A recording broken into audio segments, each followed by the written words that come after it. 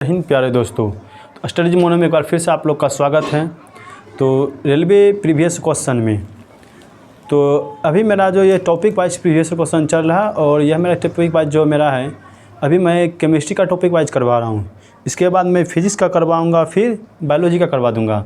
तो अभी मेरा केमिस्ट्री में जो टॉपिक है मेरा वो धातु, उसके ऑक्साइड एवं उनके अनुप्रयोग।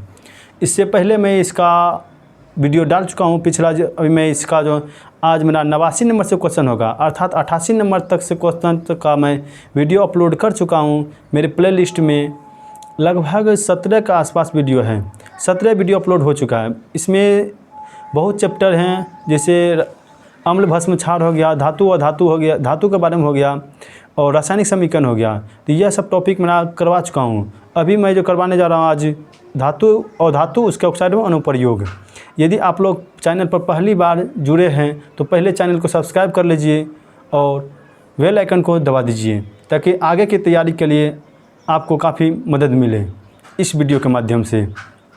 तो देखते हैं आज का टॉपिक मैं स्टार्ट कर रहा हूँ। मेरा क्वेश्चन जो यहाँ से है 89 नंबर से क्वेश्चन है।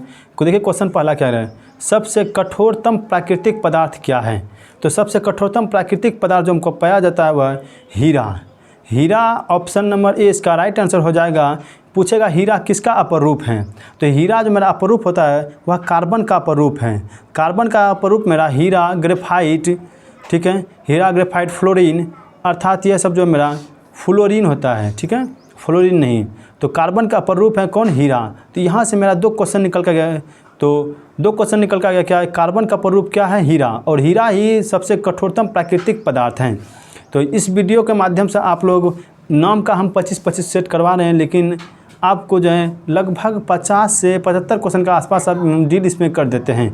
इसी जगह देखिए आपको 2 क्वेश्चन मिल गया ना, आप कॉपी में नोट करते चल जाइएगा। जो क्वेश्चन इसमें हैं वो आप टिक आंसर याद कर लीजिएगा, और जो नहीं है उसको कॉपी में नोट कर लीजिएगा जो हम बोलते हैं, ठीक है। तो नेक्स्ट क्वेश्चन देखिए, जल और अन्य पदार्थों से रंगीन अशुद्धियों और बुरी गंधों को अधिशोषित करने के लिए कार्बन के निम्नलिखित में से किस अपर रूप का उपयोग किया जाता है।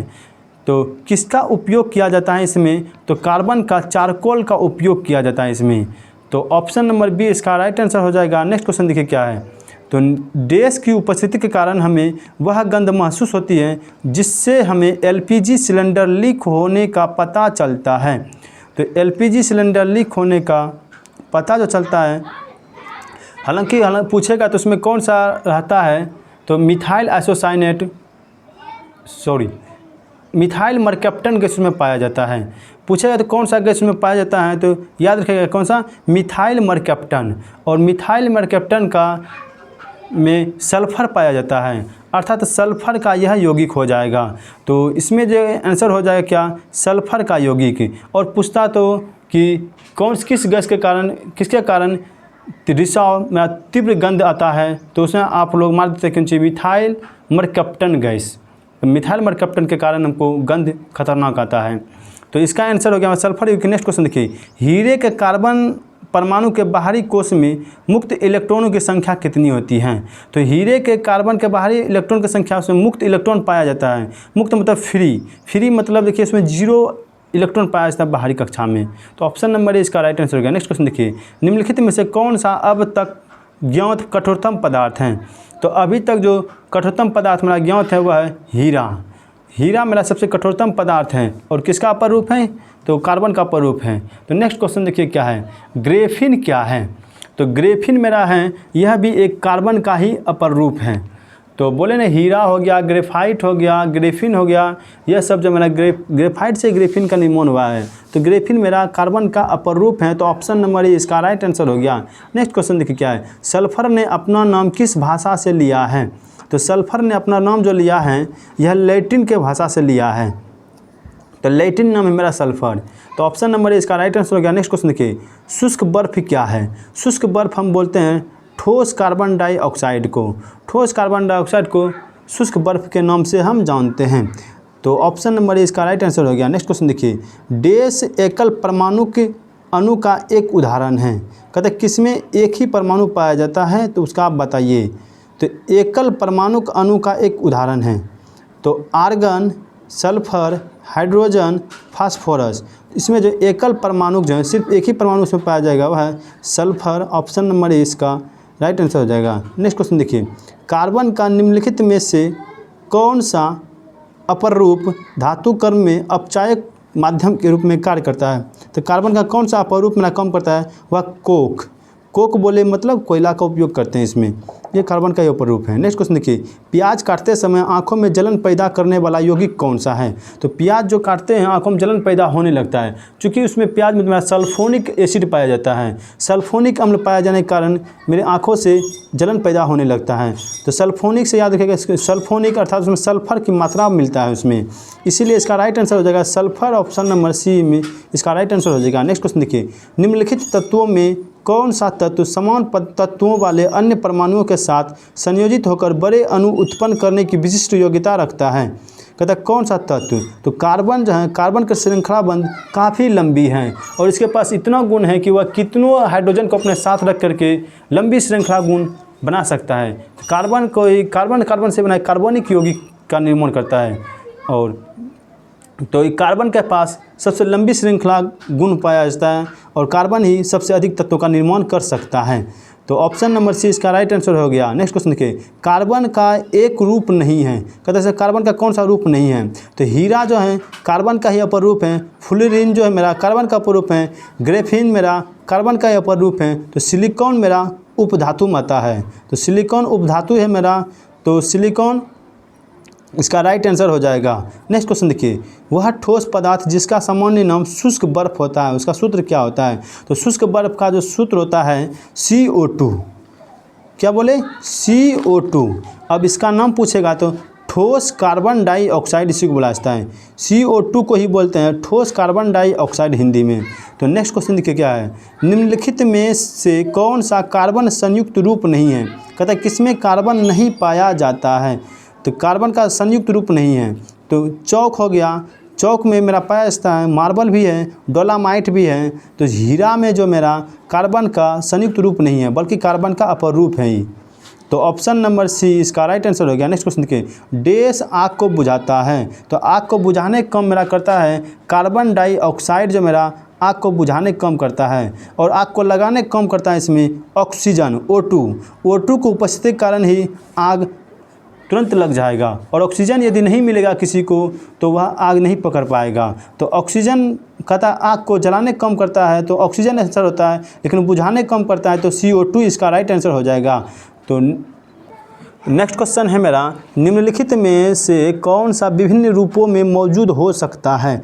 तो विभिन्न रूप में कौन मौजूद हो सकता है? तो कार्बन एकमात्र अधातु है जो कि उसका कई रूप मिलता है, तो उसका ही अपर रूप कई है, जैसे हीरा हो गया, ग्रेफाइट हो गया, फ्लोरीन हो गया, ठीक है, बकमिस्टर फ्लोरीन जिसको बोलते हैं C60, ये सब इसी में आता है।